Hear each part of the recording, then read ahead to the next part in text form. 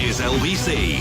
From Global, leading Britain's conversation, The Nigel Farage Show. Mr. Nigel Farage.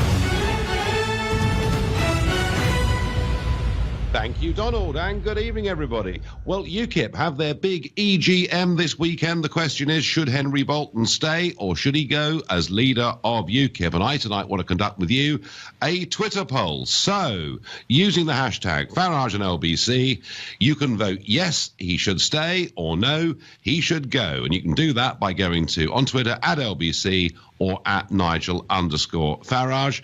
Tell me, yes, he should stay. No, he should go. And that Twitter poll will close at 10 to 8 tonight. Now, overnight, obviously, you've seen these horrendous events that have taken place in Florida. And I'm going to go to Simon Marks for him to give me an update on what the political ramifications of all of this have been in the USA today. Simon. Nigel, this was the fourth time President Trump has had to interrupt his day to speak publicly after an incident of mass gun violence in America. He said the nation is in grief and collectively sharing one heavy heart. To every parent, teacher, and child who is hurting so badly, we are here for you, whatever you need, whatever we can do to ease your pain. He spoke directly to the nation's children. You have people who care about you, who love you, and who will do anything at all to protect you. And he vowed to lead a task force aimed at making America's schools safe, with a particular focus on mental illness. We are committed to working with state and local leaders to help secure our schools and tackle the difficult issue of mental health. That he called his government's top priority, but he never referred to the ability of 19-year-old Nikolas Cruz, now facing 17 charges of premeditated murder, legally to acquire an AR-15 assault rifle, the same kind of gun used in earlier massacres in Las Vegas, Texas, Orlando, and at Sandy Hook Elementary School in Connecticut.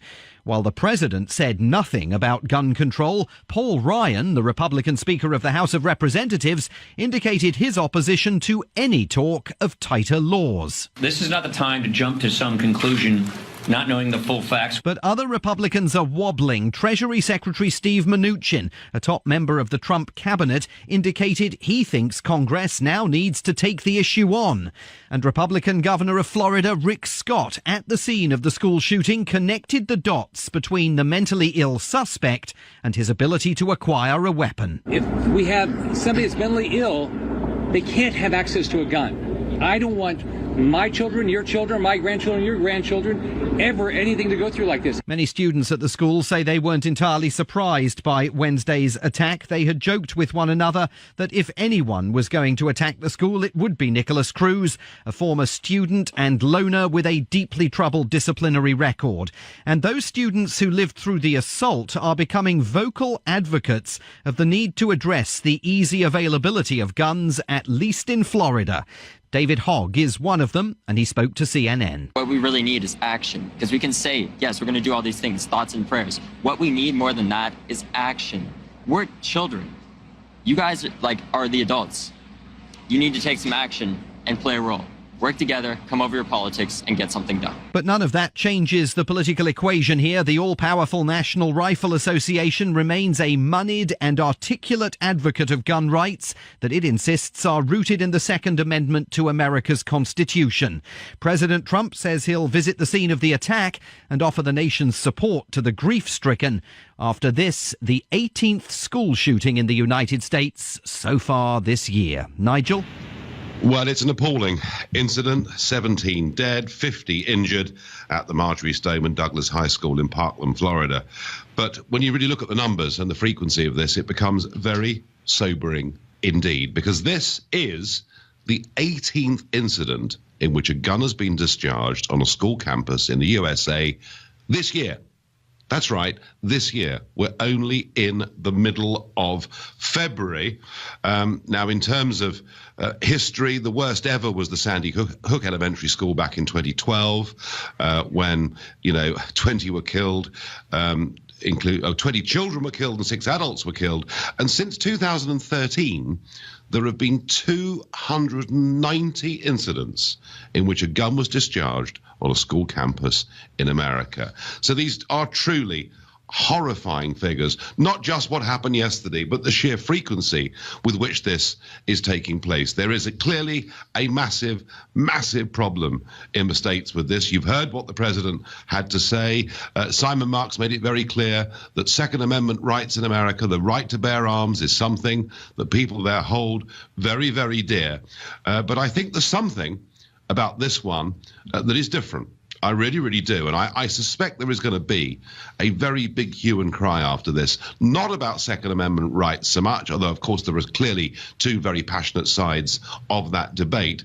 But I think over the internet, because there is something here. And I think there's going to be a really, really big stink about this, because YouTuber Ben Benite was talking with this guy Cruz that committed this awful crime. And Cruz himself said he wanted to become a professional school shooter. Now, Benite says he reported this comment to the FBI. He says the FBI interviewed him about it. And so it looks like the FBI investigated these comments made by Nicholas Cruz online, and yet they have not acted. And I suspect there is going to be one hell of a row over that. Indeed, I think there should be a hell of a row over that. And I wonder more broadly, you know, what's going on here? I mean, what do you put this never-ending series of gun crimes in American schools and elsewhere down to? Is it simply a case that America doesn't have sufficient gun controls? And if that's your view, call me on 0345 6060 973, or perhaps, like the president, you think this is a mental health issue and that's what needs dealing with, in which case text to 84850. Or maybe you think that this is really to do with the internet. There's too much content out there poisoning minds, and something has to be done, not just to regulate that content, but to deal with people like Cruz who make comments like this upon which the authorities didn't act. And if that's how you feel, then tweet using the hashtag Farage and LBC at LBC. I'm going to go to Adam in Manchester, a new caller to the show. Adam, good evening. What do you put it down to? Good evening, Nigel. Well, in my opinion, I think it comes quite simply down to the accessibility of firearms in America, because they just seem to have a love affair for them, basically. Because you can spell all these different things about, you know, mental health and content on the internet and all that kind of stuff, but those sort of things, they're common in a lot of other countries. The only and not necessarily common with the individual incidents that happen in America.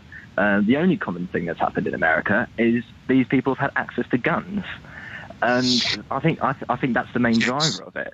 Yeah, and it's not just guns, Adam, is it? It is repeating rifles, and of course, remember that appalling case that happened in Las Vegas not so long ago. I mean, effectively, he'd managed to convert those assault rifles effectively into machine guns, hadn't he? Yeah, exactly. And then what? Just that following week, they were talking in Congress about relaxing constraints on suppressors to try and make it a bit less noisy. I mean, where's the sense in that?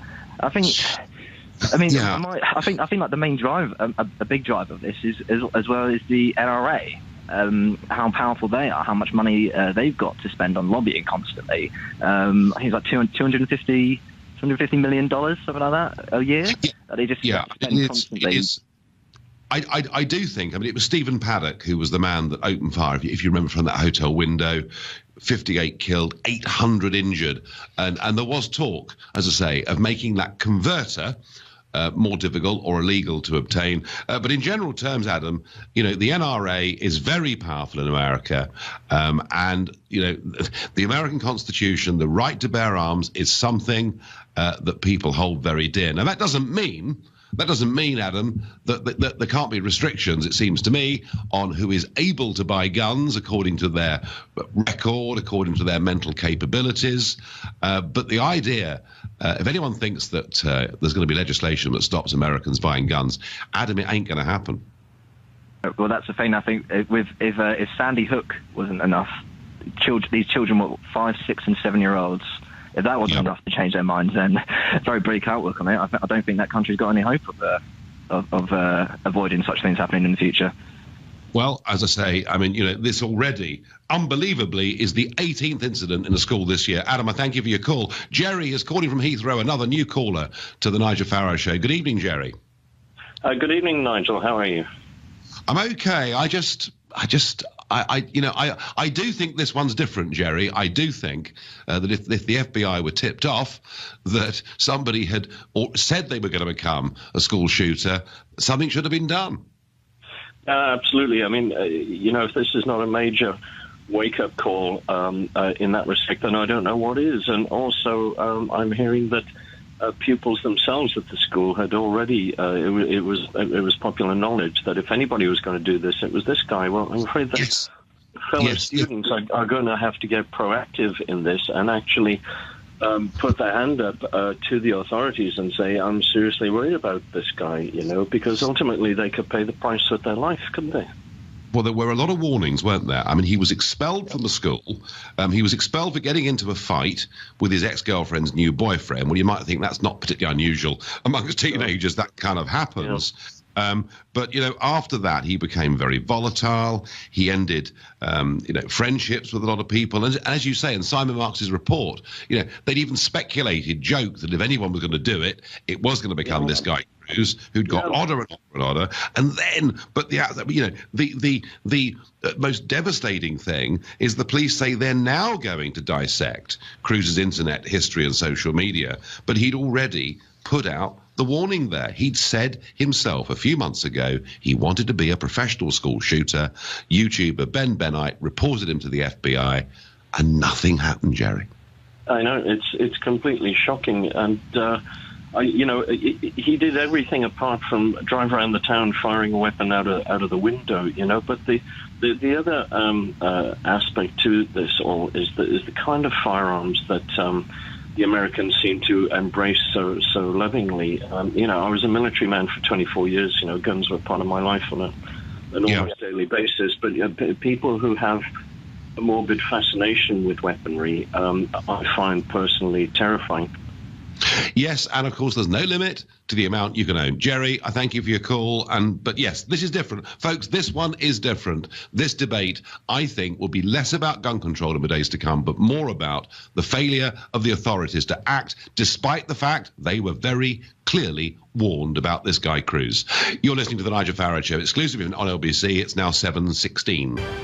UKIP have their big EGM this Saturday. The question is, should Henry Bolton stay or should he go? And I'm conducting a Twitter poll with you. We'll run it through until 10 to 8 tonight. So using the hashtag Farage on LBC, and you can go to @LBC or @Nigel_Farage, and you can say yes, he should stay, or no, he should go. And after our first quarter of an hour of the poll, 23% of you think he should stay, and at the moment the rest of you, the other 77%, think he should go. But back to our main subject tonight. It is 19-year-old Nikolas Cruz, who was expelled from the Marjory Stoneman Douglas High School in Parkland, Florida, and yesterday he killed 17 people, at least 17 people, and there are 50 people injured, some of them in a life-threatening condition. And it is extraordinarily, it seems to me, the 18th incident in which a gun has been discharged on a school campus in the US this year, and we're only in the middle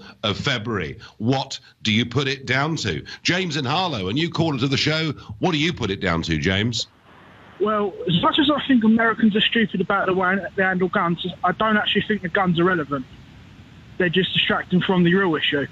And that's the same as in Britain with knives. Yes. That is, there's a group of individuals that has gotten bigger and bigger over the decades that have basically been failed, abused, and they just want half the time it feels like they're projecting their misery in their own head onto the world. They want you to understand what's going on in their minds. Does that make sense, kind of? Yeah, it's interesting, actually. I've got a tweet that's come in here that says, so your callers want to ban guns, rifles in the US. Will they also support the total ban of knives and acid in the UK? Stop attacking the US gun lobby and start cleaning up the UK. So, yeah, you're not the only person, James, that sees the parallels between the two problems. All I would say, James, is that appalling though the knife attacks and murders in London and other parts of the country are, the sheer scale of devastation that is caused by some of these repeating rifles is of a bigger magnitude, isn't it? That is relevant, but not to what the topic of what's causing it is, just what's doing the damage. The guns are what's doing the damage, or what's causing these people to want to do the damage. Realistically, we're talking about it with guns, right? Yeah. Realistically, what if they decided to use bombs instead of guns? How much more damage would that do? A lot. No. So James, so is President Trump right? Is this a mental health breakdown that's occurring amongst a section of our society? Not necessarily. What I mean by this is, if I was Trump, this is what I would do. I'd get both parties together. I'd get the NSA, the Health Authority, social services leaders, every single shooting victim, put them on a table, analyse their lives down to the last speck, and you will find the same patterns. What they need to do is get all these victims and analyse every aspect of their lives. And if I may, I've had some experience with this, actually. So can I introduce that quickly? Yeah, go on. My family are criminals. I'm the one of about 20 who's not. All of them organised criminals. They're off touch to authorities, same as they are in America. These people do that to their children, pass it on. We end up with communities that are broken down, and we end up with this. Same country, same as the states in London that are off limits. It's been going on for decades, Nigel. I'll give you an example, right? My sister, she phoned. I used to work at a council office. Now, as you know, threatening to blow up a public building, that should be classed as terrorism, shouldn't it? It certainly should be, yeah. Right, well, my sister sent in a text message to me in work saying she was going to blow up the building with me in it. The police said, because of these, and I agree with you, online laws and text laws need to be changed immediately. Because it was on texting online on Facebook, it was not classed as submittable evidence to be used in a criminal case at the time. Well, it should be, shouldn't it? Because actually, yeah, of course it should be. It's the same as saying something, isn't it? James, I think, and I'm sure you're right, there are problem families and this sort of pattern of violent behaviour, lack of respect, and all of it goes on. But I do think in this case, what this has highlighted, James, and you say you saw it in a case with your family, what this has highlighted particularly is somebody specifically says he wants to become a school shooter. That individual clearly has had a recent disturbed past, and the FBI, it looks to me, have failed everybody. James, I thank you.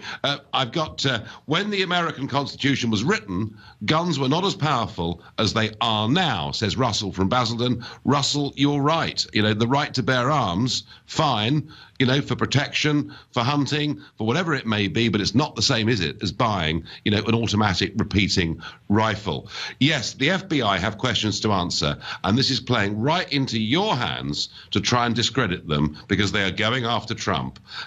Well, you can read conspiracy into this if you want to, and it may well be true that the president has had his problems with the authorities in the USA, but I think actually whoever sent that tweet, this would appear to me to be a real problem for the FBI, and the investigation into Trump has got nothing to do with that at all.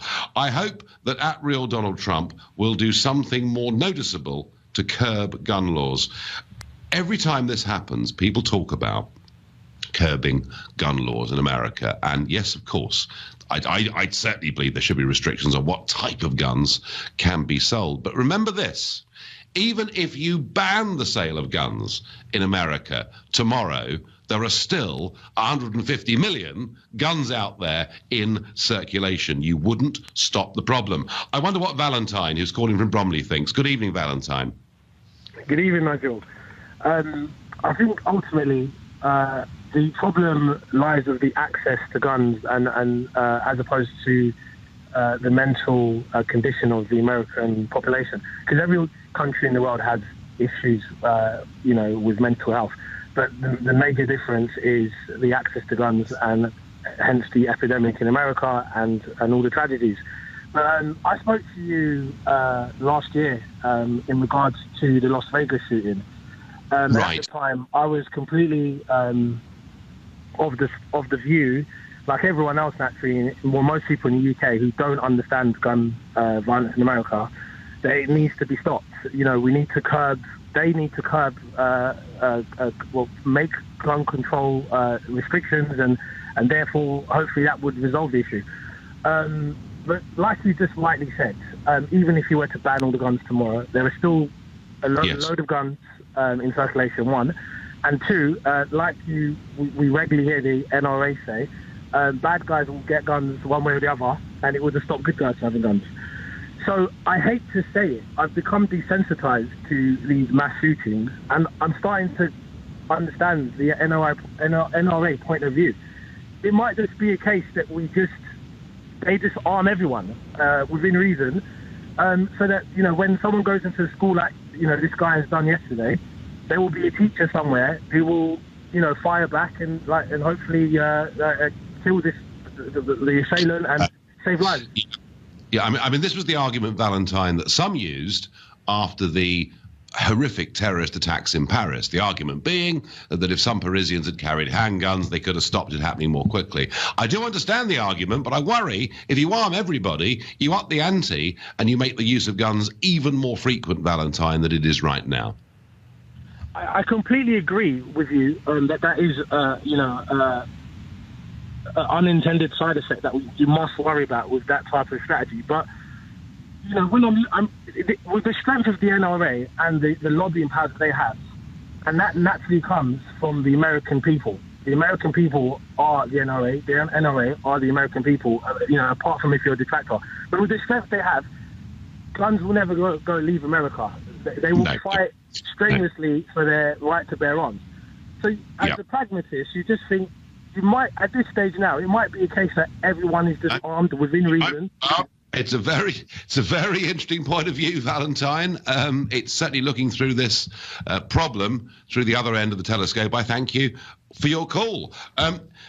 I get on Twitter, how can you realistically carry on a debate about the shooting in America without mentioning he was a member of a far-right group? Come on, LBC, this cannot be allowed. We don't know the truth of that. What we do know is there are various news sites saying he may have had links to white supremacists. Well, I tell you what, if that's the case, then the FBI have failed even worse than I thought they had. Because what they could have found out very easily once he'd been reported is not only was he saying disturbing things online, but he'd been expelled from a school. He'd lost many of his friends over the course of the last few months because of his erratic behavior. And if indeed, with a quick check online, they could have linked him to extremist groups, even more reason, I would have thought, that something should have happened. You're listening to The Nigel Farage Show, exclusively on LBC. It's now 7:30. And on Saturday, UKIP have their big EGM.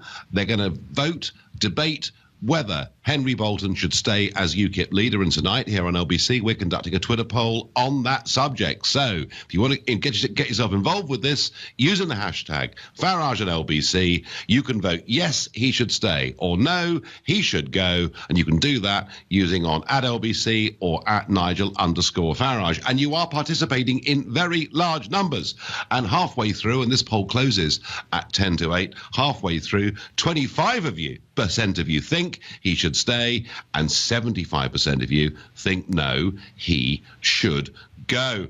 Something else that caught my eye today that I thought was very interesting was a comment by Sir Peter Bosomley, veteran MP, who said there was now growing support among Tory MPs for reform of the voting system. My ears pricked up. Gosh, are we going to get rid of the redundant, out-of-date, first-past-the-post system that disengages so many? No, this is the lowering of the voting age from 18 to 16.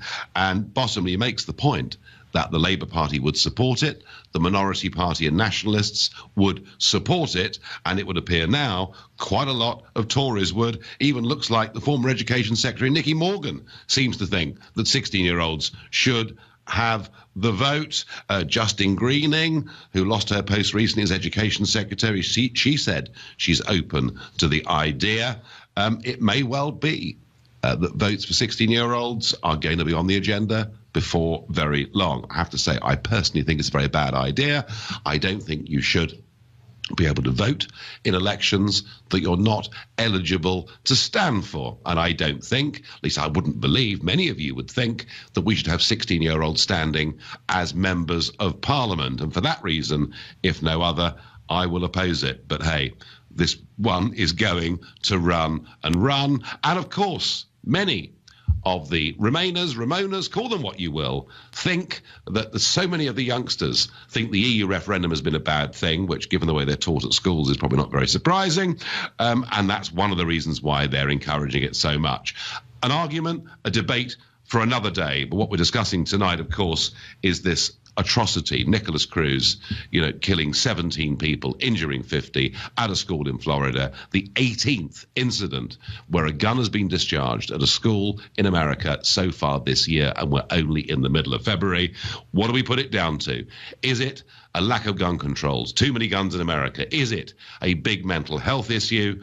Or is it something to do with disturbing material being easily available on the internet, and worse than that, people using the internet declaring, as this guy did, that he wanted to be a school shooter, and the authorities, despite him being reported to them, not acting? And I predict that's where this row is going to go in America over the course of the next few days. David is calling from Farnham, a new caller to the show. Good evening, David. Evening, Nigel. Thanks for having me on. I was just thinking, sadly, it's a few years since I was allowed to vote, but we won't get into that. The gun control thing, to me, it's the accessibility of weapons. My own opinion is that weapons should only be allowed by the military and police. I did spend some time at Officer College in the Air Force, where we were given a certain amount of weapons training, and you're talking about, say, a class of educated people, and there's always one in the class who sort of went against the rules when the instructor wasn't looking and mucked around with things, even though you're told not to point them to someone. And unfortunately, guns play to the male ego. And the old adage that they offer protection is a load of nonsense, because if you actually look at the figures, more people die as a result of gunshots in their own home from a result of a family member than they do from an external person trying to get in. Yeah. And this thing that Trump mentioned today, I think he's just trying to deflect the problem, saying it's a mental issue. Well, again, it's people with mental issues being able to get hold of them. But I think he's trying to deflect away from the fact that the NRA is such a powerful voice in America. I remember years ago, and Reagan was again against gun control, and he actually got shot himself. And I think he took some steps to try and tighten up. But it's just ingrained in the American culture. They just won't change. I think it's their... Well, David, it is part of their constitution, and they do value and believe in their constitution. They're taught it at their schools, at their colleges, and the right to bear arms has been there, from the very beginning. Now, one of the points, of course, that was made earlier on is that the ability of weapons to cause mass injuries is much bigger now than it was all those years ago. But David, I'm interested in, you make this point at the start of your comments where you said that you thought the only people that should carry guns should be the military, the police. So, David, would you prohibit someone like me from owning a shotgun? Well, I think they should be strictly controlled. I think shotguns, I'm anti-hunting myself, but farmers possibly have a necessity to use them for keeping pests down, but again, it's something where they could call in people, because I lived in New Zealand, which again is a country with far less gun control than here. And again, if you look at the figures there, far more people, as a peaceful country, die as a result of weapons being discharged. And, you can go out in the forest there and you get people pig hunting with no sort of control. So some could innocently wander into where people are shooting at pigs. All right, David, you may have an objection to wild boar hunting or pheasant shooting or whatever it may be. I don't, but you may have an objection to it. But I could be a clay pigeon shot, couldn't I? That could be my hobby. I want to go on a Sunday morning and shoot. I see the point, but what I'm saying is that the guns need to be locked up at the end of the day, not kept in people's houses. It's strict controls on where they're kept, and strict controls and where they're fired. It's almost like an exclusion zone around them. So, yes, if someone's got a feel, but they can be isolated properly, but obviously it's going to cost money, so people don't like to do it. Well, the gun controls, David, I can tell you that the gun controls in our country are strong. And if you've got a shotgun, whether you're a clay shot or you want to go and shoot birds or rabbits or whatever it is, you've got to have a special locked gun cabinet. The key has to be kept in a separate place. We do have very, very strict, rules on guns. So we should, but then there's always people innocently walking across a heath or something that suddenly find themselves being shot at. And then There was a case near me. I live in a peaceful town. A case near me where a guy suddenly was breeding animals, got into a dispute with an ex-girlfriend or something, and kept shotguns for that reason, or for hunting reasons. Turned it on this woman and shot her, and the daughter as well. So, you know, like you said, the gun control is strict here, but it still gives people in the public access to guns, and people lose their tempers, get into disputes about things. And guns are designed for killing, either killing something. So that's, again, a reason why I think they should be severely restricted. But David, it's too late in America. There are an estimated 150 million guns in private ownership in America. Even if you stop the sale of guns tomorrow, there's not much you can do about it, is there? No, I'm not disputing that. I mean, over there, it's got to monumental proportions. To quote you, as the biblical proportions, I think. Proportions is what you once said. But, I think so, yeah. Yeah, you know what I'm saying, but... I do. All right, so anyway, David, what I take from your message is we must not go down the American route. We must keep very, very strict laws in our country. And I'm sure vast majority of people listening to this show will agree with that. Although I do feel slightly sorry for those that want to shoot pistols and represent us in the Olympics who have to go to Paris to be able to practice. Surely a gun club could be able to keep within their premises a pistol. Just a view, not one that everybody supports. Nigel, if the NRA, the National Rifle Association, wants people to have guns, fine. But they must do the background checks, and they need to police the sale of guns or limit everyone to one handgun without modification, says Chris. Chris, the point about modifications, I think, is a very, very powerful one. The Las Vegas massacre, showed that very, very clearly. I called earlier this year, but I hung up because I got nervous. I just want to say this is yet another tragic shooting at a high school, and yet Trump brushes this under the carpet as a case of mental health. He should do more about gun control. Well, fine, but those guns, a lot of guns out there already. Dear Nigel, the NRA, politically powerful American citizens, should ask themselves what sort of society they really want, says John from Wales. Well, from the start, and in their constitution, the right to bear arms was something that people considered to be absolutely key. And to attempt to stop that, to attempt to take that away from people is very, very difficult. I wonder what Liz in Stoke-on-Trent makes of this. Good evening, Liz. Good evening, Mr. Farage. If you bear with me, if I could make a few points, please. I'll try and be quick. Trump had brought up the point about the mentally ill, but he's the one that lifted the one important law that tightened the purchase and use of guns by the mentally ill, and that was the background check. So now anybody can buy them. That's point one. Yep. Also, the right to bear arms, that dated back to the militia, and I think I'm right. It is, yeah. When they were fighting the British. Right, that does not exist now. There is no militia, so that does not apply. Also, there's two things that can be done immediately if Trump wanted to, and that is to ban semi-automatics, because not even hunters need semi-automatics, for goodness sake, and also to reinstate the background check. That's another point. And then there are mentally ill people that are going to fight against society. If there are no guns that are there immediately to hand, they're not going to use them because they can't. They wouldn't be there. Because in the thick of the moment, when they feel down or disturbed or whatever, and they want to get back at somebody, the gun is there. If that didn't exist, there'd be fewer killings. Of course. Liz, the point you make about background checks in America, you are absolutely right. Those background checks that were brought in under Obama have been eased under this administration. You are factually correct to say that. And I think that with Trump talking about the problem of mental illness, I think they're going to have to rethink that. All right. I genuinely think they're going to have to rethink that. I think they are going to have much better checks on who is able to buy guns. doesn't solve the problem of how many are out there in circulation. And Liz, where I agree with you completely is, and you know, you make the point that people carried guns because, as you say, there were militias fighting the British, and you're absolutely right about that. But I do think the fact these semi-automatic weapons are there, available so easily, is pretty crazy. I thank you for your call. You're listening to the Nigel Farage Show, exclusively on LBC. It's now 7:47. One of the big debates that is going on now in America is about what this young man, Nicholas Cruz, saw on the internet, but also what he said on the internet, and that really is very, very worrying.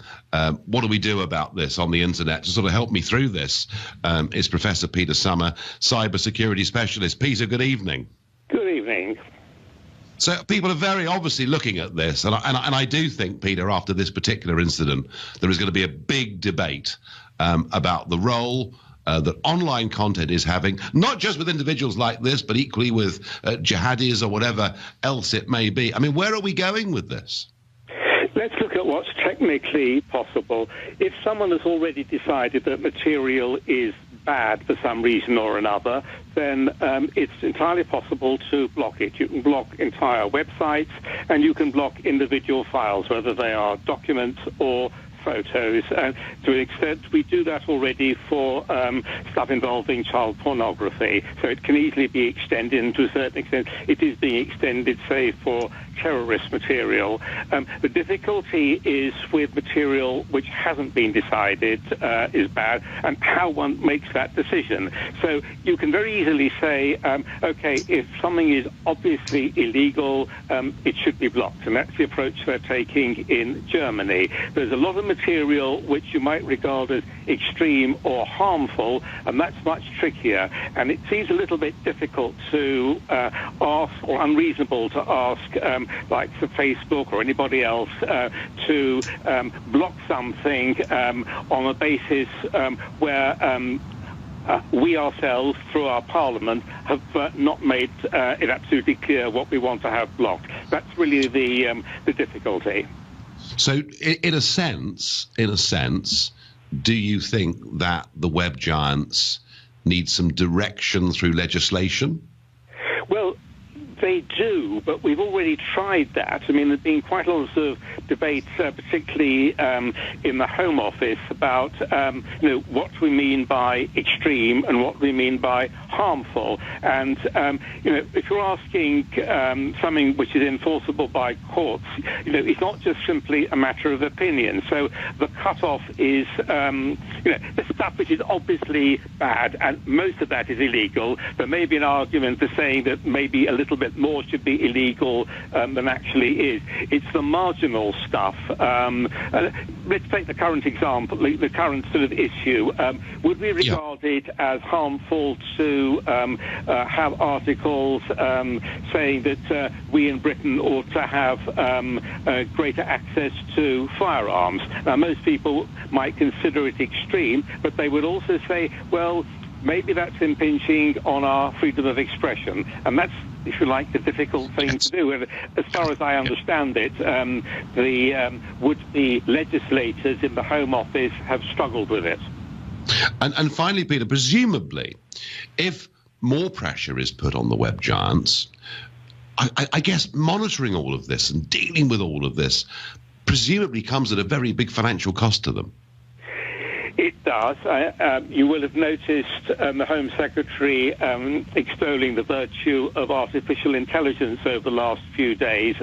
Some of us who know a bit about artificial intelligence think that the claims that are being made are perhaps a bit excessive. The most that artificial intelligence will do is to flag up things for consideration by human beings. Now, where do you get these human beings, these monitors? And what seems to be happening is that the web giants themselves aren't employing the people. They're going to third parties. They're sort of outsourcing it. The outsourcers are then going to countries which have a lot of graduates but rather poor employment prospects for them, so they are cheap. And those people say they're put under a lot of pressure to make lots and lots of decisions. So you're right, Nigel. In fact, probably the web giants are going to have to spend more money on real people to do the real monitoring. I think that's what it's going to come down to in the end, and we're going to have to start paying a bit more, I think, to use some of these services. Professor Peter Summer, thank you for coming on and talking about this issue. I've no doubt it's an issue we're going to return to very, very often indeed. Thank you. Well, the point being made there that we are already making huge efforts to stop things like child pornography from appearing on the net, although stopping it completely is pretty difficult.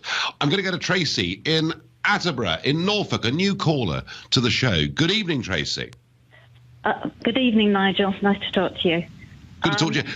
So what's happening in America? How can there possibly have been 18 gun crimes in schools this year already? Okay, what I actually want to say, I lived in America for 13 years, and much of it in the Midwest and Texas. Everybody I knew had guns. My husband and I had guns. The majority of the guns, it might be 150 million, are used responsibly. There's no way those guns can be called in, and only the good guys would give up the guns, not the bad guys. So it's very frustrating to me when we try to compare the UK situation to the US situation. Very different start points, very different solutions. I'm not saying that the caliber of guns can't be worked on. I think one of your previous callers talked about mental health checks. There are things that we can do, and the authorities following up. But there's no way, there's no point in talking about the calling of the guns. It'll never happen. No, Tracy, I agree with you. It literally would be impossible, wouldn't it? Absolutely impossible. Even my secretary used to carry a gun in her handbag. So, you know, the most innocent of all people. I need to ask you a question, Nigel. I've actually canvassed for you in elections, and I have enormous respect for you. How are you voting? Are you voting for Henry Bolton? And how might that impact your future? Well, forget my future. That's pretty much irrelevant. What I think is this. I think one of the reasons that UKIP has failed so badly is because it's had a structure of government run by volunteers on an NEC who aren't up to the job. I've had a look at Henry Bolton's proposed constitution, and I'm going to decide over the next hours. Is what Bolton's proposing radical enough to give UKIP a chance? And I'm considering that right now, Tracy. It is a big decision. By the way, our Twitter poll has just closed, and lots of you engage with it. 25% of you think he should stay, 75% think he should go. And Tracy, maybe that's what the result is going to be on Saturday. But thank you. I think if Bolton's reforms are good enough, whatever his flaws may be, without reform, UKIP will die. And that really is my answer to that question. It'll be a dramatic day for UKIP on Saturday. I think the party is very, very real trouble. Actually, whatever happens, it's in trouble. It's got a lot to do. You've been listening to the Nigel Farage Show here on LBC. Coming up at 10 o'clock tonight, it's Ian Collins. But up next, it's Clive Bull. Nigel, thank you very much.